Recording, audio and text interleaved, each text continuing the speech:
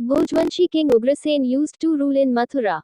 His aggressor son Kansa removed him from the throne and himself became the king of Mathura. Once there was King Kansa who was the brother of Devaki. He was going to drop his sister Devaki at her in-laws' house when on the way he fell asleep due to fatigue. He started going to his sister's in-laws' house while sleeping in the chariot. Suddenly he had a dream. It was told in that dream that the eighth son born from the womb of your sister i.e.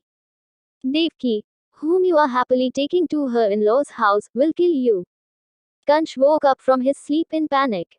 After Kansh tells about his dream, he asked Vasudev, Devaki's husband, to kill him.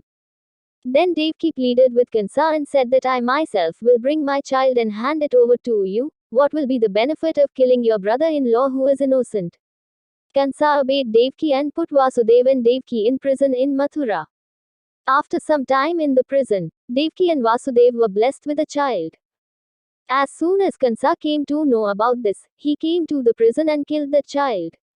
Similarly, Kansa killed the 7 sons of Devaki and Vasudev one by one. When the turn of the 8th child came, the guard was doubled in the prison. Many soldiers were posted in the prison. But that day the deployed soldiers fell into a deep sleep due to fatigue and lack of sleep. 8th son was born. It was raining heavily that day. Vasudev ji left after keeping baby Sri Krishna in the soup. Crossing the Yamuna, they reached Nanda's house in Vrindavan. Vasudev slowly opened the door and placed his son near Nanda and Yashoda. They were both asleep. Taking Nanda's daughter in his hands, Vasudev apologized to Nanda and Yashoda and started going towards Mathura. After a few hours he reached the Mathura jail. The soldiers were still sleeping.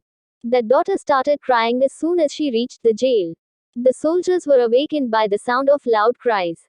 As soon as Kansa got the news that Devaki had given birth to a child, he immediately came to the prison. Kansa snatched him and threw him brutally killed. Kansh is now free from fear. It's morning. Nanda and Yashoda were very sad not to find their daughter and searched everywhere with their people for many days. But he could not find his daughter.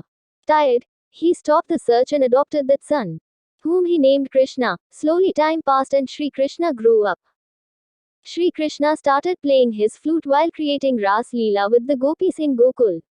All the residents of Gokul, animals and birds at sea, would be very happy to hear the tune of his flute and they would love this sound very much. Sri Krishna along with his friends used to eat butter from other people's houses, because of which the women of the village went to Yashoda with a complaint about Krishna. Sri Krishna used to love Radha in Gokul. Sri Krishna's anonymous stay was coming to an end. That's why Sri Krishna and Balram were sent to Ujjain for education. In Ujjain both the brothers started receiving education and Diksha in the hermitage of Rishi Sandipani. In the same ashram, Sri Krishna befriended Sudama. They were close friends. The discussions of their friendship were far and wide. Along with education, they came back after getting the knowledge of weapons. One day, through spies, Kansa came to know about the survival of the 8th son. On the other hand, Krishna also came to know that his real parents were imprisoned in Mathura. Kansa sent many soldiers to kill Krishna, but Krishna and the people of Gokul came together and killed those soldiers. Saddened by the failure of the soldiers every time, Kansa himself set out to kill Sri Krishna. There was a war between the two and Sri Krishna killed Kansa and again made Ugrasen the king of Mathura. Sri Krishna went to Dwarka after reconciling with his parents in Gokul. He established the city of Dwarka there and became the king of Dwarkanagari. There is a town named Amjhera in Dhar district of Madhya Pradesh. There was the kingdom of King Bhishmik at that time. He had 5 sons and a very beautiful daughter. Her name was Rukmini. She had dedicated herself to Sri Krishna. When she came to know from her friends that her marriage has been fixed, then Rukmini sent a message to Sri Krishna through the hands of an old Brahman. As soon as this message was received by Sri Krishna, he immediately left from there. Sri Krishna came and kidnapped Rukmini and brought her to Dwarkapuri. Shishupala also came following Sri Krishna, whose marriage was fixed with Rukmini. A fierce battle took place in Dwarkapuri with the army of both the brothers Sri Krishna and Balram and Shishupala's army, in which Shishupala's army was destroyed. The marriage of Sri Krishna and Rukmini was done with great pomp and ceremony. Rukmani's status was at the top among all the queens of Sri Krishna. Sri Krishna also became the charioteer of the archer Arjuna's chariot in the war of Mahabharat.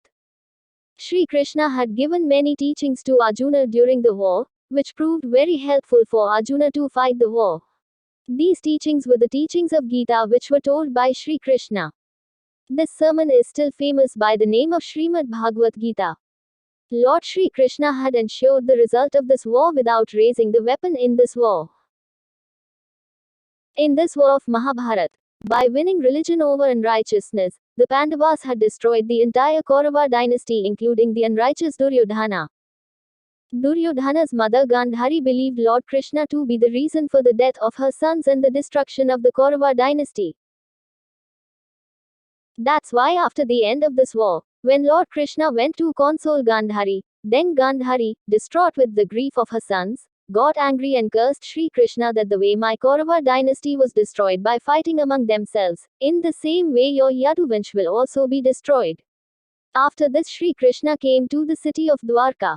Even after about 35 years of Mahabharat war, Dwarka was very peaceful and happy. Gradually the sons of Sri Krishna became very powerful and in this way the whole Yadu dynasty had become very powerful. It is said that once Samba, the son of Sri Krishna, insulted the sage Durvasa by being influenced by fickleness. After which Durvasa Rishi got angry and cursed Samba for the destruction of Yaduvansh. Along with being powerful, now sin and crime had increased a lot in Dwarka. Sri Krishna was very sad to see such an atmosphere in his happy Dwarka. He suggested his subjects to get rid of their sins by going to the banks of river Prabhas, after which everyone went to the banks of river Prabhas, but due to the curse of Durvasa Rishi, everyone there got drunk and started arguing with each other. Engaged. Their debate took the form of a civil war which destroyed the entire Yaduvansh. According to the Bhagavata Purana, it is believed that Sri Krishna was very distressed to see the destruction of his dynasty. It was because of his agony that he started living in the forest. One day when he was resting under a peepal tree in the forest in Yoga Nidra, a hunter named Jara mistook his leg for a deer and hit him with a poisoned arrow. This arrow fired by Jara pierced the sole of Sri Krishna's feet. Due to this piercing of the poisoned arrow, Sri Krishna died and after a few days the city of Dwarka, uninhabited by Sri Krishna, also got immersed in the sea.